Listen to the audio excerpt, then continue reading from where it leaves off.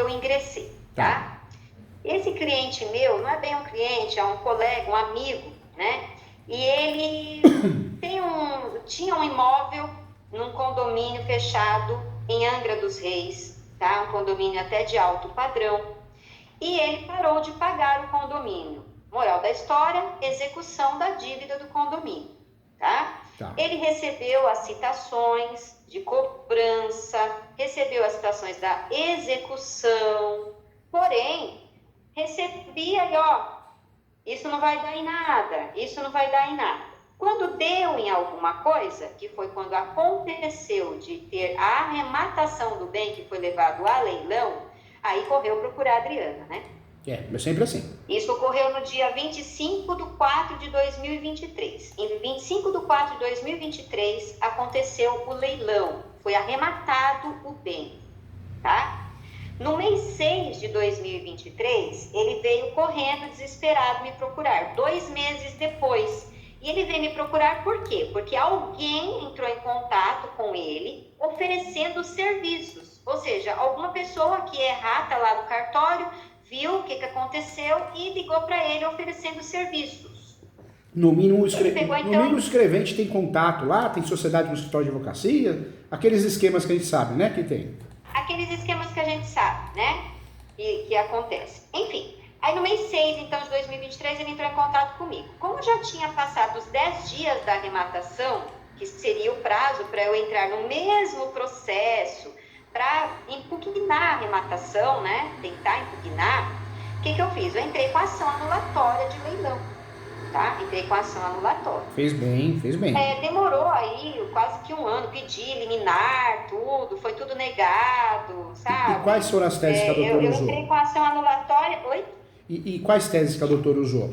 Nós temos poucas, né? Eu entrei com a ação anulatória por falta de intimação do leilão, porque eu comprovei que como esse imóvel estava no nome de uma pessoa jurídica dele, essa pessoa jurídica mudou de endereço. Mudou de endereço no ano de 2022. E o leilão ocorreu no dia 25 de 4 de 2023, ou seja, foi encaminhado para o endereço antigo, a citação e a intimação do leilão, porém ele não recebeu, e foi comprovado, eu comprovei com o contrato social que a empresa já não existia mais naquele lugar. Então, falta de intimação do leilão, falta de intimação da arrematação, no caso, né? Por uma avaliação defasada, porque já fazia mais de um ano que tinha sido feita a avaliação do bem. O preço viu, o senhor tem uma ideia, o imóvel foi avaliado em R$840 mil. Ele foi arrematado por R$700 mil. No entanto, até o valor venal do imposto chega a ser maior do que isso. O valor venal do imposto, em 2020, quando aconteceu a avaliação, em 2020 já era R$1.311.000. Em 2023, quando aconteceu o leilão, esse imóvel tinha no IPTU o valor venal de R$1.868.000 e ele foi avaliado por R$840 mil. Nós fizemos as 3 avaliações que o senhor orienta, né, na aula. Isso. E as 3 avaliações avaliaram, então, de R$3.680.000 até R$4.300.000 pelo imóvel, tá? E, de fato, assim, olhando o imóvel, onde ele é localizado, tudo, se nota que realmente ele não teria como valer esse valor de R$840.000 de avaliação, e um arremate de R$700 mil realmente é um achado para um imóvel desse, tá? Aí eu aleguei também o preço vil, né? O valor inferior da avaliação, falta de publicação do edital por 3 vezes no prazo de 30 dias com antecedência da realização da publicação. O lance mínimo determinado pelo juízo foi de R$850 mil e ele foi arrematado por R$700 mil. E falta de descrição pormenorizada no edital do imóvel. Eu aleguei essas teses aqui. Fez bem, porém, eu foi cometi certeiro, um erro hein? no ingresso da ação anulatória. Por quê? Eu me esqueci da regra do litisconsorte necessário e eu não nomeei o arrematante nessa ação. Agora foi apresentada a contestação. Foi apresentada a contestação agora semana passada. E o advogado até mencionou isso, e aí caiu a minha ficha. Eu falei, nossa, eu cometi esse erro. Não houve saneamento do processo para me pedir para emendar a inicial. Eu queria saber do doutor se eu posso aditar a inicial, mesmo tendo ocorrido já a citação do réu e ele já tendo apresentado a contestação dele.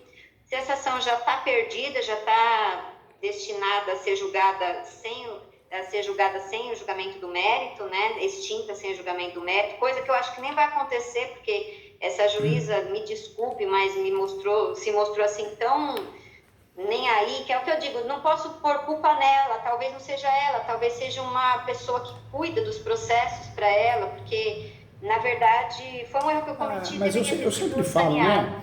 A culpa é do juiz, é da juíza, porque não é só a responsabilidade dele. Se ele vai delegar, ele tem que fiscalizar. É que muita gente acaba ali fiscalizando, né? Nem olhando. Não está tendo isso. Não tem. E esse fórum é tão complicado, doutor, porque pra gente, pra o senhor ter uma ideia, a gente já foi ameaçado nesse processo. Já fomos ameaçados, assim, no telefone, né?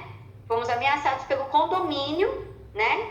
De que a gente foi ameaçado, assim, o cliente que foi ameaçado, né? No sentido de que você não sabe com quem você está se metendo. Aqui a região é a gente que manda. A máfia aqui, a máfia não é só da China, existe máfia no Rio de Janeiro também. Não sei o que, sabe? Um monte de coisas assim. Para ter uma ideia, a carta de arrematação não foi expedida ainda. Ainda não foi expedida a carta de arrematação. O condomínio já alugou a casa, o condomínio está alugando a casa para a temporada. O meu cliente, que é, entre aspas, né, o proprietário do imóvel ainda, porque não foi expedida a carta de arrematação, ele ainda é proprietário na escritura pública. Ele é impedido de entrar no condomínio. Ele não pode entrar no condomínio e não teve acesso ao imóvel.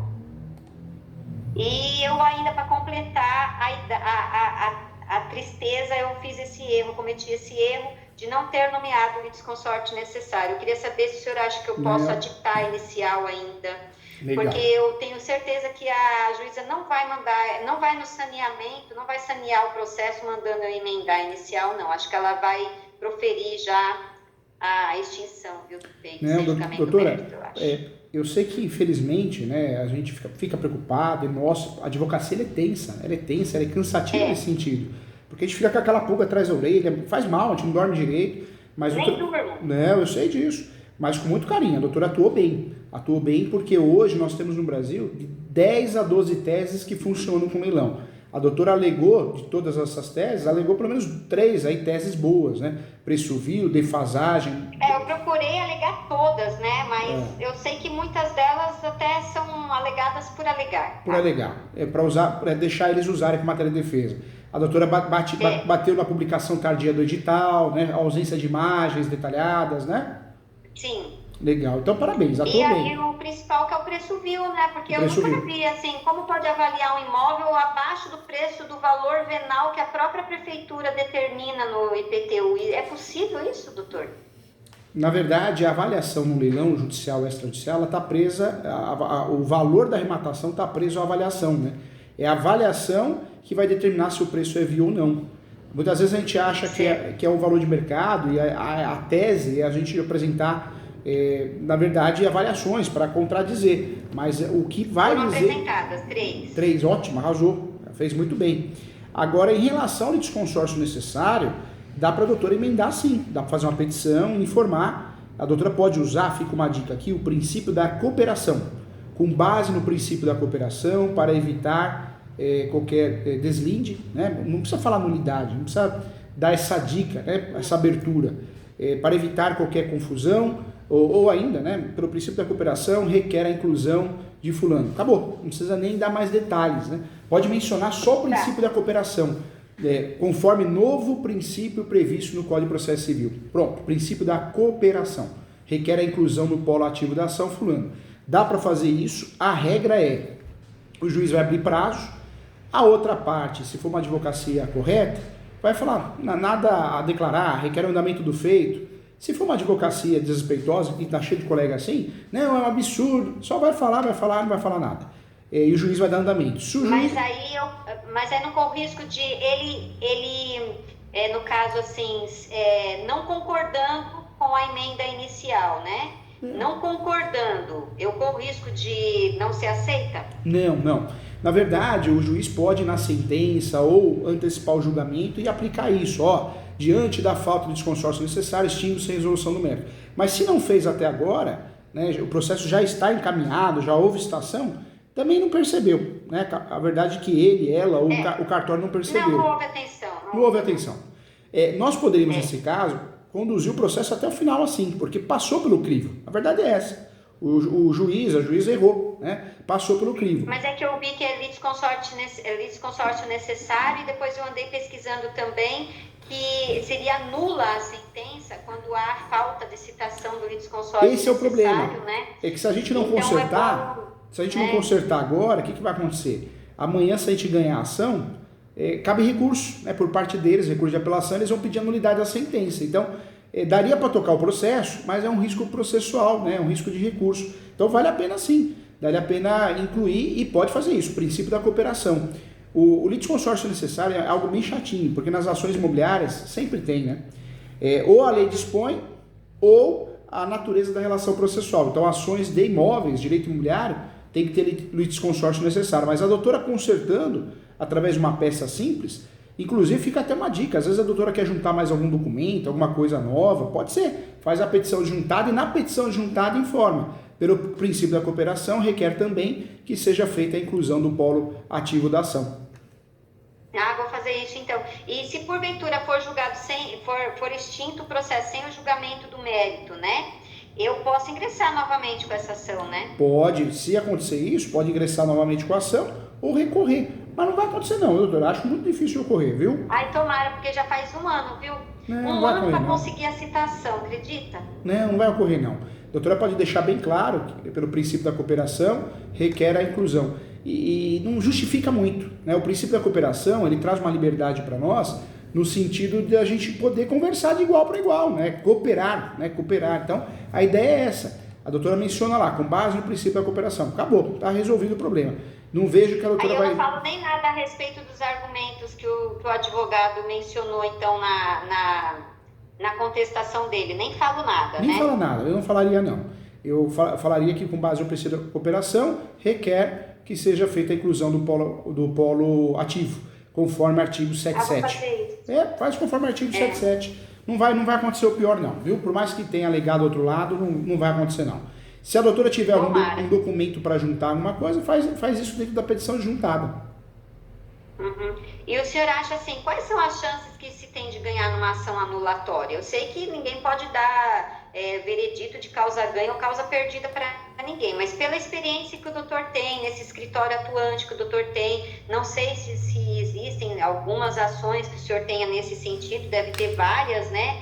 Mas pela experiência que o doutor tem, os juízes têm qual conduta, assim, no geral? Eles costumam acatar essas teses, não costumam acatar? Na verdade, a ação anulatória e principalmente a ação declaratória de nulidade, elas são ações 880, eu falo. Por quê? Porque são ações que ou o judiciário despreza, no sentido de falar, vamos me livrar disso e deixa eles resolverem em segundo e terceiro grau, acontece muito, ou o judiciário tem uma atenção toda especial, porque é uma peça muito técnica, né? Quando a gente fala de ação anulatória, ação declaratória de nulidade, são ações muito técnicas, então o judiciário tem uma atenção maior. Mas são ações complexas, a chance é sempre boa de ganhar, mas a gente tem esse problema. Alguns juízes se livram dessas ações para deixar pela responsabilidade de segundo e terceiro grau. Eu sempre falo que a ação declaratória de nulidade não é difícil a gente ganhar em primeiro grau, mas normalmente nós ganhamos em segundo e terceiro grau. Porque pega um juiz, o juiz é preguiçosa, ele se livra da ação, né? Uhum. E a falta de intimação para o leilão é uma das teses, né? A falta de intimação. Eu tendo comprovado. Ótimo, é uma ótima tese. O endereço do réu, do réu na execução, no caso, né? E do autor da ação declaratória de nulidade. Esse endereço, essa citação foi mandada para o endereço que ele já não estava mais lá. Então, é uma citação nula, né? Não existiu. Na verdade, a doutora está usando todas as teses boas, né? Preço vil, defasagem na avaliação e principalmente essa questão de citação e intimação. Então, as teses da doutora são teses boas, teses pesadas, né? É difícil o outro lado combater, contra-atacar, argumentar. A matéria de defesa é deles, né? Mas a doutora foi cirúrgica nas teses, hein? Acertou a ação e foi cirúrgica na tese. Parabéns, doutora. Parabéns, porque não é fácil advogar nessa área. Sou sua aluna, né? Se eu não acertar isso aí é complicado, né? Eu falo isso, doutora, porque é verdade, o advogado ele erra ação. Você quer ver um advogado errar ação? As ações contra leilão. Normalmente eles fazem o quê? Vai mandar de segurança. Tem nada a ver, né? Perigo. Nossa, que passou pela minha cabeça isso. Ainda bem, não, a doutora é diferenciada, mas os advogados fazem ou mandado de segurança ou anulatória, né? E na verdade não é. Quando é um terceiro, embargo de terceiro, ou ação declaratória de nulidade, porque não tem nem prescrição. Então, a doutora acertou a estratégia e acertou as teses. Parabéns, viu? São ações difíceis de fazer. Eu estudei bem tudo que o senhor passou, né? Eu não vou mentir. Eu estudei bem tudo que o senhor passou para eu poder ingressar com essa ação. Porém, por um devaneio meu, eu esqueci dessa regra processual, né? Do litisconsórcio necessário. E acabei não a aplicando. E aí essa é a minha dúvida maior. Então eu vou fazer isso. Eu vou emendar, né, a inicial com base no princípio da cooperação para evitar qualquer confusão futura. Isso, e outra coisa, o juiz... E aí, então, eu faço isso. E não vou nem mencionar, porque a tese de defesa deles, né, eles foram, assim, bem, como vou falar assim, eles nem falaram sobre nem rebateram as minhas argumentações da inicial, nem refutaram as minhas argumentações.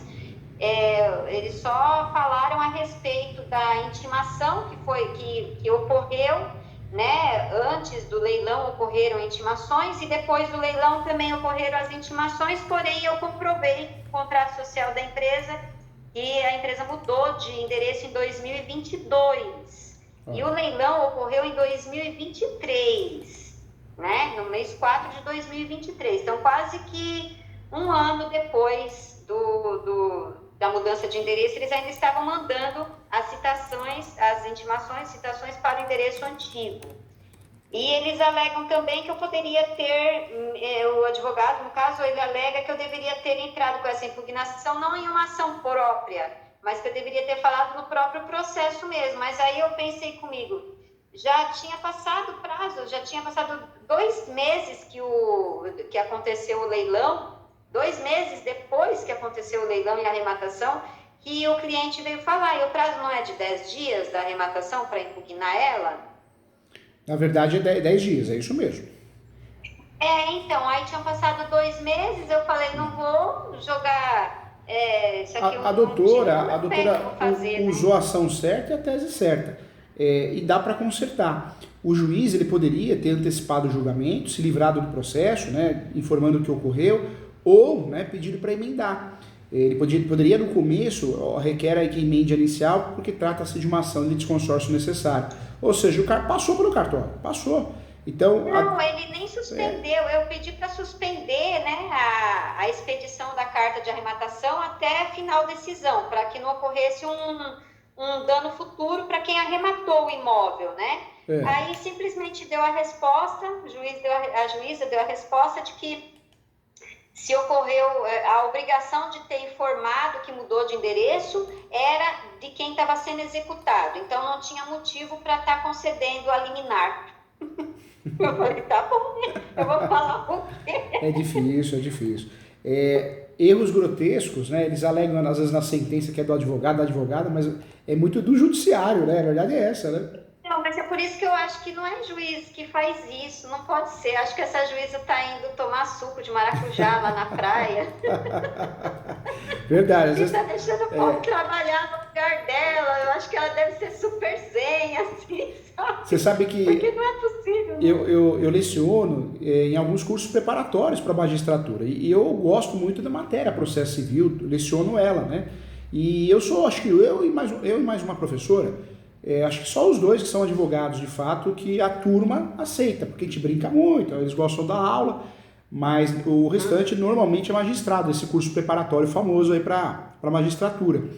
E qual que é, doutor? Me fala que aí eu vou fazer, vou assistir, tô sem assistir a aula, tô ficando doente, tô precisando. Eu tenho um curso bem focado, turma fechada, na escola superuniversitária para magistratura, né? Só que é turma fechada, são 20 alunos. Ah, tá. Aí é só para quem já é juiz, né, no caso. Na verdade é para quem está prestando concurso para juiz, né? Só que esse... Não, até aí tudo bem. esse... Posso fazer como se estivesse prestando concurso, não vou prestar nada, né? Mas eu acho que demais, a doutora, eu acho que talvez seria interessante, se a doutora quer estudar, porque é gostoso, né, para gente se manter atualizado. A pós-graduação de Direito Civil e Processo Civil da Escola Superior Universitária, se eu não me engano, é R$980. Mas é uma pós que não fica... De graça. É uma pós que tem um... De graça. Posso te falar uma coisa? Eu ia fazer na Escola Baiana de Direito, você já ouviu falar? Já ouvi falar. Só que a bagatela de R$25 mil. Olha lá, tá vendo? Você vê, R$25 mil. E a verdade é uma só, você paga às vezes uma etiqueta que não existe, é o que a doutora sofreu nesses cursos, então, né? Então, aí eu fiquei pensando, gente, será que eu não vou cair no golpe de novo? Aí não fiz, assim, a inscrição, sabe? Não tô falando que seja o caso, né? Eu não fiz, porque eu falei, meu Deus, se eu for de novo aqui igual desse outro professor lá, eu vou morrer do coração, porque como que eu vou assinar um contrato desse que eu vou pagar R$25 mil? Socorro, Então, eu falo porque, você vê, essa pós... de Direito Civil essa pós e Processo Civil? Pós-graduação em Direito Civil e Processo Civil com ênfase em família e sucessões. Com ênfase em Direito de Família e Sucessões. Essa pós é legal porque ela custa R$980. Mas, doutora, olha que legal.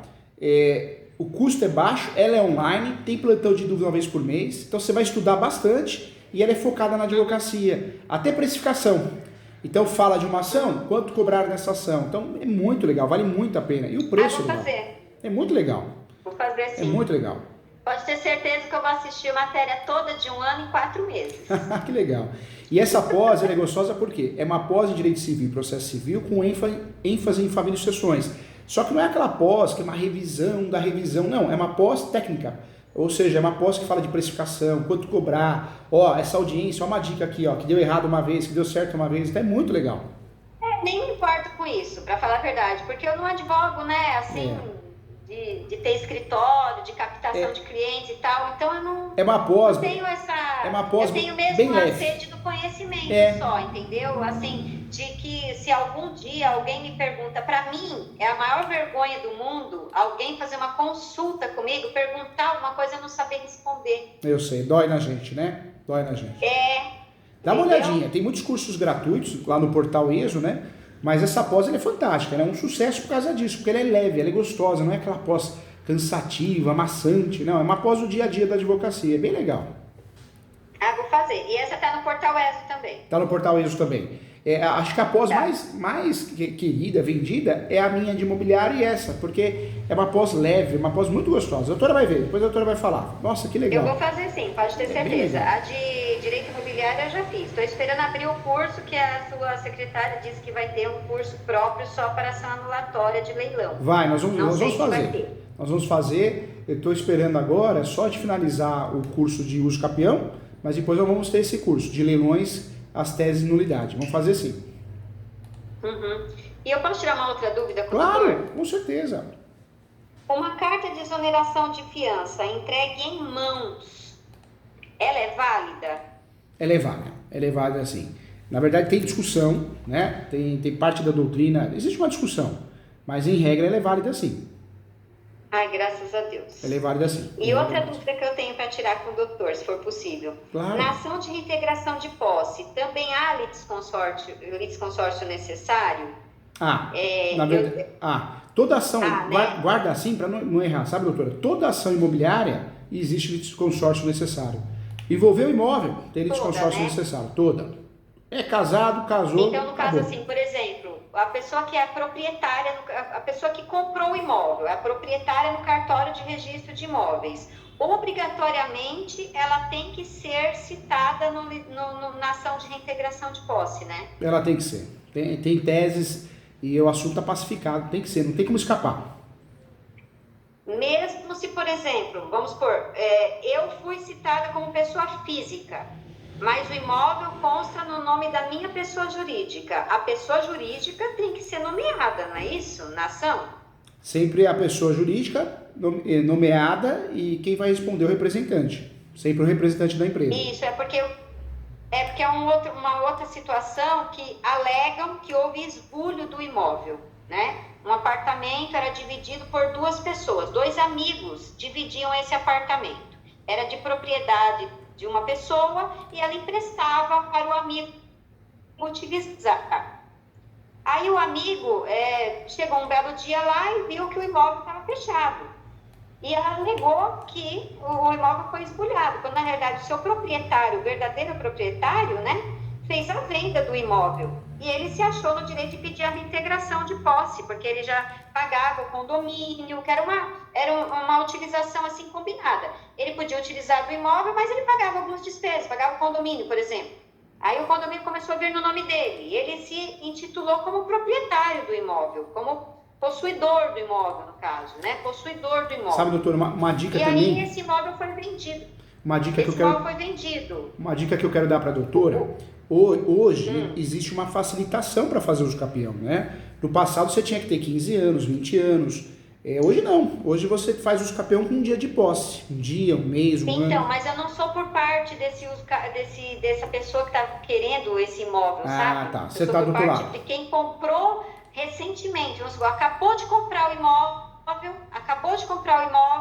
e aí essa pessoa, que no caso seria quem teria direito do uso capião e tal, entrou com ação de reintegração de posse, alegando que o imóvel era de propriedade dele. Tá. Só que já foi feita a venda, foi feito o cartório de registro de imóveis, a escritura no cartório de registro de imóveis, e o juiz mandou cancelar tudo, mandou assim suspender tudo, anotar lá no cartório de registro de imóveis que a ação está em demanda para não vender para outra pessoa, até aí tudo bem, mas concedeu a liminar para essa pessoa, que no caso seria quem teria o direito do uso capião, né? E ainda nomeou o proprietário que comprou novo, né? O novo proprietário, nomeou ele como sendo uma das pessoas que cometeu o esbulho. E ele nem estava no dia que tiraram as coisas do apartamento, tudo. E é esse caso, que ele colocou o imóvel no nome da pessoa jurídica e não no nome da pessoa física. Ele só está a pessoa física dele denominada na ação. Então, quando eu for apresentar a contestação, eu vou também dizer a respeito. Eu oriento a doutora... Ou eu não digo nada e deixo para depois falar sobre nulidade da ação, porque não foi citado o litisconsórcio necessário. Se a doutora está advogando para o lado que quem comprou, quem tem a posse, se é contrato de gaveta, se não tem um registro... Fez o registro? Fez o registro? Fez o registro, sim, no cartório de registro de imóveis. Então ótimo. Só que o juiz mandou anotar lá que está passivo de cancelamento. Mas até aí, pelo menos tem o registro, porque a briga é outra, né? Quando o nosso cliente não tem o registro, eu oriento sempre fazer uso capião, porque você usa a súmula 237 em matéria de defesa, você vai usar o uso capião para se defender. Como o cliente já tem o registro... Mas aí esse uso capião, doutor, eu posso alegar agora que ele está falando que foi um esbulho de posse velha, né? Um esbulho, o meu adversário... Ele morava lá de favor no imóvel, tá? E o verdadeiro proprietário do imóvel fez a venda para o meu cliente. Meu cliente comprou o imóvel, não sabia que tinha esse BO aí. Quando foi ver, estava lá com a liminar de reintegração de posse, que a gente entrou com um agravo, conseguimos a suspensão da liminar, porque nós alegamos que ele não tinha um contrato de compra e venda e não tinha o recibo de quitação do imóvel. E o desembargador relator, ele concedeu a liminar de suspensão da ordem de reintegração de posse que o juiz da primeira instância deu. Tá. Agora está esperando o julgamento, né? Mas eu ainda não apresentei a contestação, porque ainda não abriu o prazo para eu apresentar a contestação, porque falta citar duas pessoas no processo, que eles nomearam como o rapaz que era colega dessa pessoa que tinha a posse do imóvel, né, que entrou com a ação. Aí pediram para citar o meu cliente na pessoa física, sendo que o imóvel está em nome da pessoa jurídica dele, tá?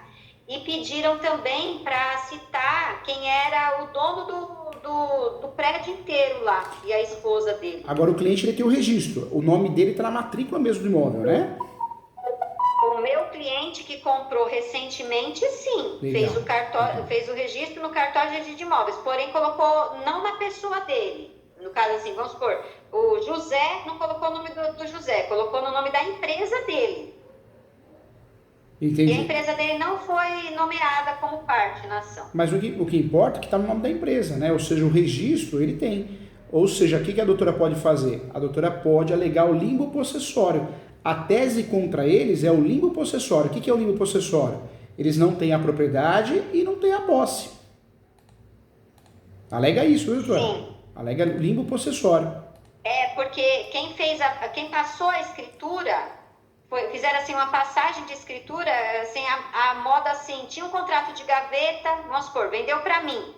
Aí o proprietário lá do prédio tinha um contrato de gaveta comigo. Eu não registrei lá. Coloquei uma amiga minha para morar lá, ir lá usar de temporada, por favor, assim. Falei para ela, você vai pagando condomínio aí, vai aí quando você quiser e eu vou quando eu quiser também. Eu tinha um contrato de gaveta com o dono do prédio. Fiz a venda para o senhor, por exemplo. Aí o senhor falou, vou comprar esse imóvel, mas vou colocar no nome da minha empresa. Tudo bem, o senhor comprou, colocou no nome da sua empresa. Só que a minha colega foi lá e entrou com ação contra o senhor. Entendi. Entendeu? Entendi. A reintegração de posse contra o senhor, na sua pessoa física, dizendo que o senhor que entrou no imóvel, o senhor que tirou as coisas dela do imóvel, está pedindo até indenização e tudo. Por isso, a doutora já apresentou a defesa já, né? Ou não? Não, ainda não apresentei. Então anota aí. Falta entregar a citação. Ah, tá. Falta ser citado. O juiz mandou citar o proprietário do prédio que fez a escritura diretamente para o senhor, por exemplo. Entendi. Anota aí, doutora, a tese é limbo possessório. A doutora, em algum lugar da defesa, a hora que for citado e a doutora for fazer a defesa, a contestação, abre um tópico do limbo possessório. O autor da ação não tem posse, ele não cumpre o 561, ele não cumpre o artigo 561 e também não tem a propriedade, ou seja, ele não tem posse e não tem propriedade, ele está numa situação de limbo, ou seja, um buraco. Uhum. Não tem posse e não tem propriedade. A passagem do imóvel de forma direta, sabe? Sim. Direta. O proprietário do prédio inteiro não passou a escritura para mim. Eu só tinha um contrato de compra e venda com ele, depois passou a escritura diretamente para o senhor, que foi quem comprou de mim, entendeu? Foi isso que aconteceu. Entendi. E esse juiz aí, agora ele tá, acho que com raiva que eu entrei com um agravo lá da decisão dele, e ele mandou lá já um recado lá, entre aspas, né, um recado, eu vou aguardar os 60 dias, depois me aguarde. Essa a hora que o... Ele concedeu a reintegração de posse, viu, para esse que estava limpo, concedeu, né? Ele concedeu. A hora que a doutora for montar a contestação, a hora que chegar o momento certo, se a doutora precisar, manda para mim no WhatsApp, eu olho, ou uma mentoria. Estou à disposição para ajudar, viu? Sim, eu vou fazer nova consulta, com certeza. Eu estou de um jeito ou de outro. Com certeza, eu vou querer sim. De um jeito ou de outro, eu estou aqui para te ajudar, viu? Com muito carinho. Eu sei disso. Muito obrigada. Viu? Fica com Deus, qualquer coisa eu estou aqui, tá bom? Obrigado por tudo também, pelas palavras boas aqui. Agradeço muito, viu? Muito Gratidão. Obrigada mesmo. Sucesso na tua vida, sempre. Aí comigo. E mais uma vez, eu te convido a, quando quiser vir para Ubatuba, pode me procurar que eu vou te receber de coração aberto. Vou sim, que eu quero muito ir aí para passear. Quero muito levar as crianças aí. Pode vir para passear que eu vou te levar em lugares que ninguém vai. Eu pode ter tá certeza. Bom, fechado. Tchau, fica com Deus. Tá bom? Tchau. Tudo de bom. Tudo de bom. Tchau.